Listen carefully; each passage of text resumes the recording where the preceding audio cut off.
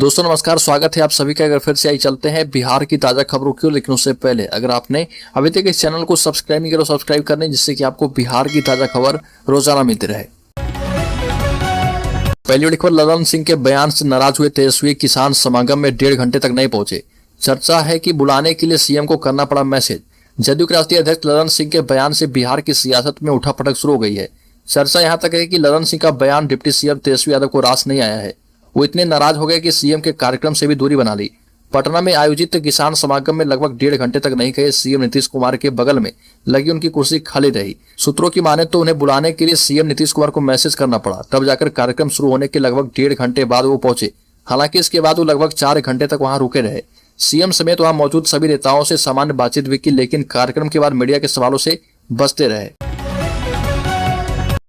बिहार की सियासत में अकेले नहीं है भाजपा। महागठबंधन के 7 दलों के मुकाबले 7 ब्रिगेड तैयार कर ली है। लोकसभा और विधानसभा चुनाव में अभी भले वक्त है, लेकिन बिहार में सियासी बिसात बिछनी शुरू है। कौन किसके साथ और कौन विरोध में, इसकी लकीर उभरने लगी है। 7 महीने पहले बिहार में गठबंधन के 7 दलों के मुकाबले भाजपा अकेली थी, लेकिन अब वह अपनी ब्रिगेड तैयार कर चुकी है। पहले आरसीपी सिंह और उपेंद्र कुशवाहा ने सत्ताधारी जदयू की मुश्किलें बढ़ा दी है। कभी सीएम नीतीश कुमार के खास रहे दोनों नेता अब भाजपा के लिए किसी संजीवनी से कम नहीं है। भाजपा को इस बात की खुशी है कि दोनों बागी नेता आने वाले चुनाव में गठबंधन की राह में रोड़ा अटका सकते हैं। पटना जिले के फतुहा के जेठुली में हुए हिंसात्मक मामले में अब तक 3 एफआईआर दर्ज किया गया है। साथ ही कुल 23 लोगों को अब तक गिरफ्तार किया गया है। इस केस को पुलिस ने पीएमसीएच में इलाज के दौरान मरने वाले मुंडरिक राय के भाई प्रदीप राय के बयान पर दर्ज किया है। इनसे पहले जिन 2 युवक गौतम कुमार और रोशन कुमार की गोली लगने से मौत हुई थी, वो दोनों भी मुंडरिक राय के रिश्तेदार थे। इस घटना में गोली मारे जाने से अब तक 3 लोगों की मौत हो चुकी है। जेडीयू के राष्ट्रीय प्रधान महासचिव केसी त्यागी ने कहा कि 2025 का विधानसभा चुनाव तो नजदीक है। मुख्यमंत्री नीतीश कुमार 2030 के चुनाव का भी नेतृत्व करने में समर्थ हैं। ये भी कहा कि उपेंद्र कुशवाहा के जाने का जदयू पर कोई असर नहीं पड़ेगा। नीतीश कुमार का राजनीतिक ग्राफ बढ़ा हुआ है, उनकी सेहत भी अच्छी है। केसी त्यागी नई दिल्ली में पत्रकारों से बातचीत कर रहे थे। मार्च 2023 में होगी तेजस्वी की ताजपोशी, नीतीश सौंपेंगे सीएम की कुर्सी। बिहार में महागठबंधन में जारी घमासान के बीच आरजेडी विधायक ने तेजस्वी यादव की ताजपोशी को लेकर बड़ा दावा किया। दिनारा से विधायक विजय मंडल ने कहा कि 2025 नहीं बल्कि अगले महीने यानी मार्च 2023 में तेजस्वी यादव मुख्यमंत्री बन जाएंगे। खुद मुख्यमंत्री नीतीश कुमार उन्हें प्रभार सौंपेंगे। इससे पहले जेडीयू के राष्ट्रीय अध्यक्ष ललन सिंह ने कहा था कि 2025 तक नीतीश कुमार ही बिहार के मुख्यमंत्री रहने वाले हैं। रोहतास जिले के दिनारा सीट से विधायक विजय मंडल ने मीडिया से बातचीत में बड़ा दावा किया और इससे बिहार के राजनीतिक गलियारे में हलचल मच गई है। मंडल ने कहा कि नीतीश कुमार पर हमें अभी भरोसा है और वो कह चुके हैं कि 2025 का चुनाव तेजस्वी यादव के नेतृत्व में लड़ा जाएगा, मगर 2025 तो अभी दूर है। इसलिए सीएम नीतीश कुमार अगले महीने मार्च में ही तेजस्वी को मुख्यमंत्री का प्रभार सौंपेंगे और फागुन के बाद तेजस्वी यादव मुख्यमंत्री बनेंगे। सर्वे में बड़ा खुलासा, बिहार में 96% लोगों ने छोड़ दिया है शराब पीना। शराबबंदी के पक्ष में 92% पुरुष और 98% महिलाएं। बिहार में 99% महिलाएं शराबबंदी के पक्ष में आ गई है। ये नहीं, 92% पुरुष भी शराबबंदी के साथ खड़े हैं। चाणक्य लॉ विश्वविद्यालय और जीविका के सर्वे में खुलासा हुआ।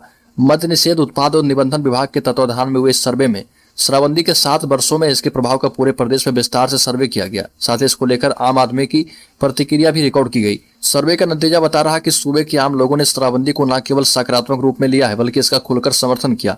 जीविका के मुख्य कार्यपालक पदाधिकारी राहुल कुमार, उत्पाद आयुक्त सह निबंधन महानिरीक्षक बी कार्तिकेय धनजी, चाणक्य लॉ विश्वविद्यालय के डीएन ने सर्वेक्षण रिपोर्ट जारी की।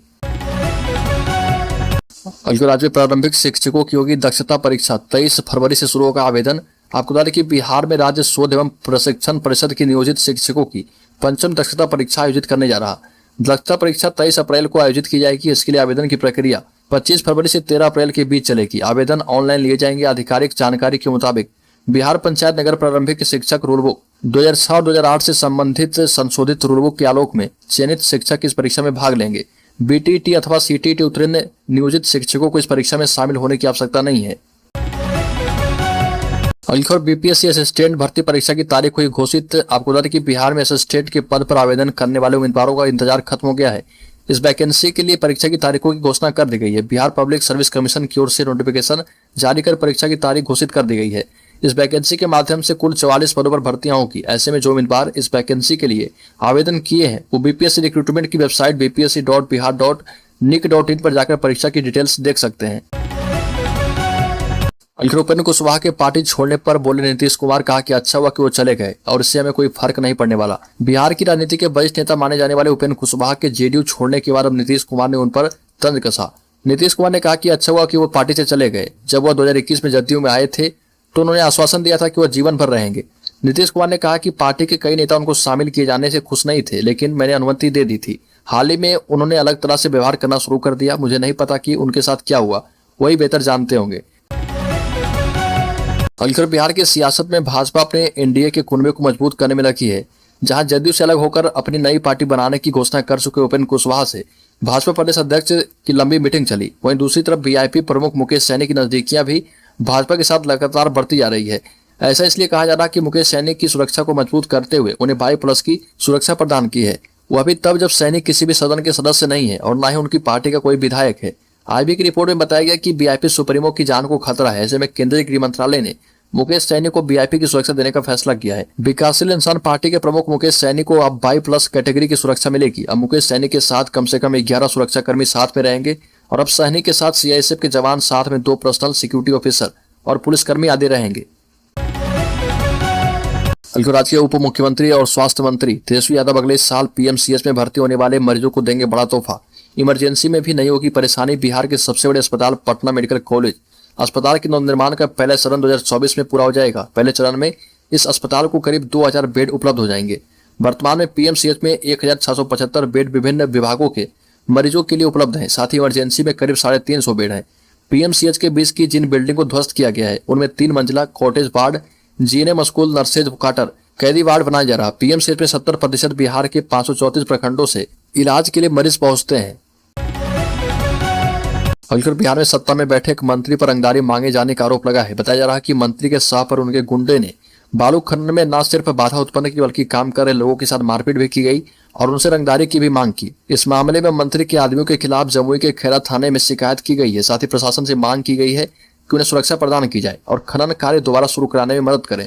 इस पूरे मामले में बिहार सरकार के मंत्री सुमित कुमार सिंह का नाम सामने आया है। शिकायत में बताया गया कि सुमित कुमार सिंह के साथ पर 50 से अधिक अज्ञात लोग बल्लोपुर के गाँव के लोग परेशान कर रहे।